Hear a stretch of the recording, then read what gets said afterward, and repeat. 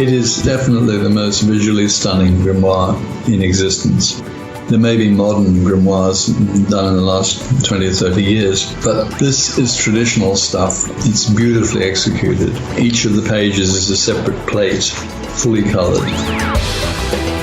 Salutations, listeners, and welcome back to Glitch Bottle, where we uncork the uncommon in magic, mysticism, and the generally misunderstood. I'm your host, Alexander F., and today we are excited to welcome back to the podcast internationally acclaimed author, practicing magician, and scholar, Dr. Stefen Skynner.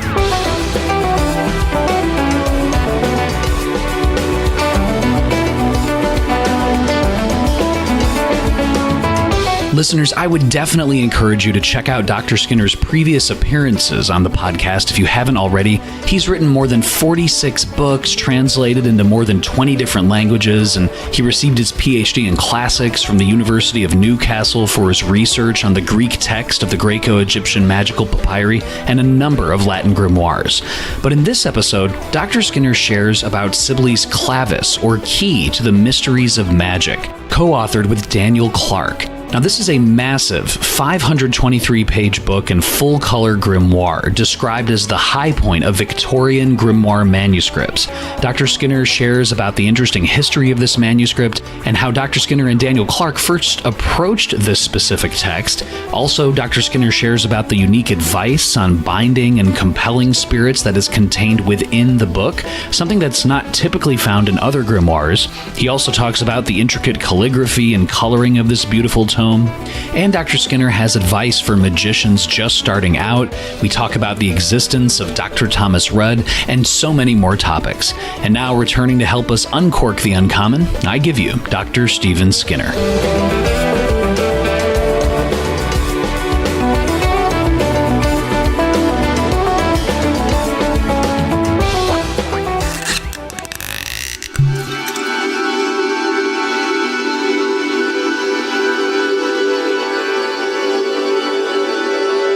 Dr. Stefen Skynner, as always, thank you so much for the generosity of your time and joining us again on the podcast.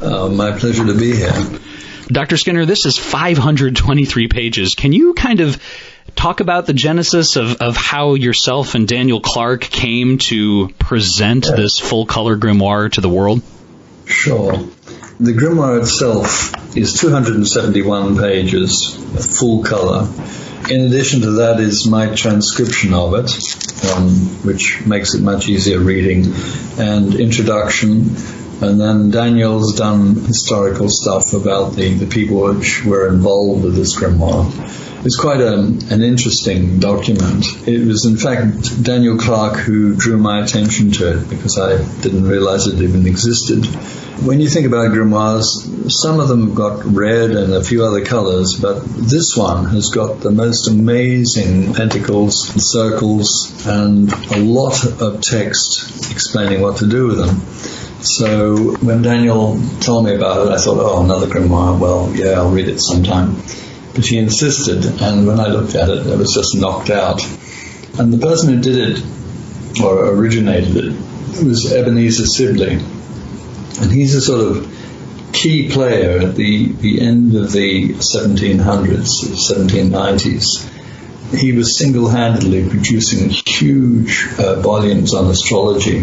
One of them ran to more than 1,000 pages. Also works on magic. He started off with astrology, and in fact his biggest astrology book had a small section at the back which said, oh, don't confuse astrology with magic. Magic's another thing altogether. And he got such a response from that little bit at the back that he then went on and did more. So this grimoire, the core, which is Solomonic, was done by somebody called Rabbi Solomon, not claiming to be King Solomon in this case. And it exists in a couple of French manuscripts. And Sibli translated that manuscript into English. And then various things were added to it after that. Full 10-whole books, as it were, in there. So there are pentacles for each day of the week, for each of the 7 planets. And there are pentacles in there which don't appear in any of the standard Key of Solomon that we've seen.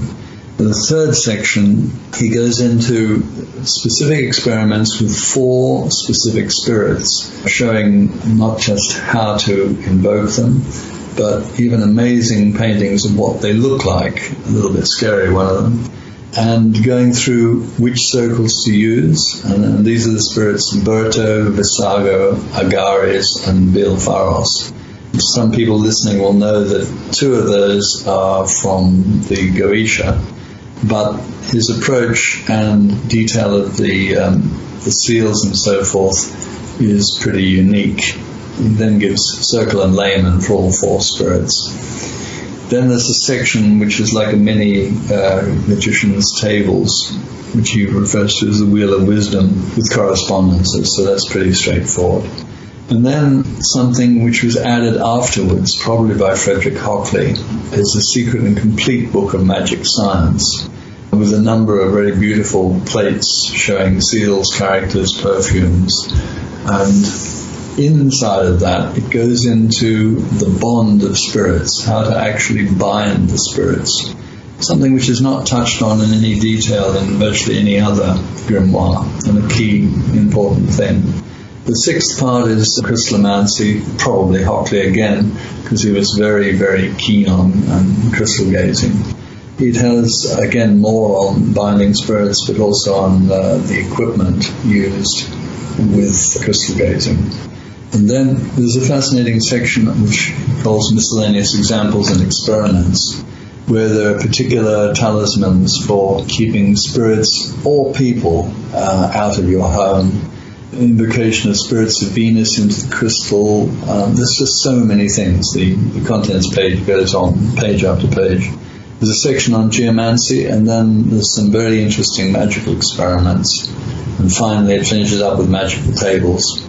And then to that, Daniel Clark, who worked on it with me and who drew my attention to it, has done some brilliant biographies of the people involved. Ebenezera Sibli, John Denley, who owned the magical bookshop in the early 1800s, Robert Cross Smith, Major Irwin, and Robert Thomas Cross, who's quite often confused with the previous guy. And then there's a full transcription, so you don't have to read the handwriting if you don't want to, although the handwriting is beautifully done and is quite readable. So when I actually saw this, I thought, yeah, this has got to be published. Joseph Peterson did a Clavis, or key, I think about 8 or 10 years ago, and there's some duplication on the first part between that and this one, but this one has got everything in full glowing colour, and there's a lot more additional bits on the back. So I thought this is not really a conflict, because I would not like to conflict with anything that Joseph's doing, because he does some fabulous work.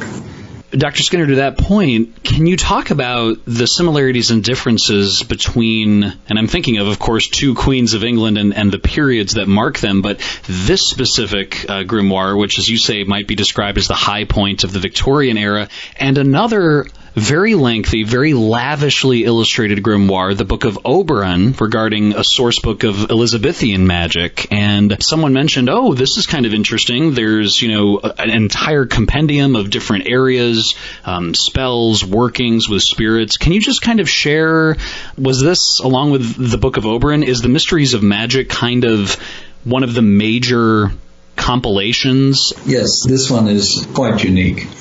There is overlap with the Book of Oberon because Robert Cross Smith owned the Book of Oberon, if I'm not mistaken. At least 1 or 2 of the people who contributed material to the Mysteries of Magic actually owned the Book of Oberon, or actually Oberion is the name of the spirit.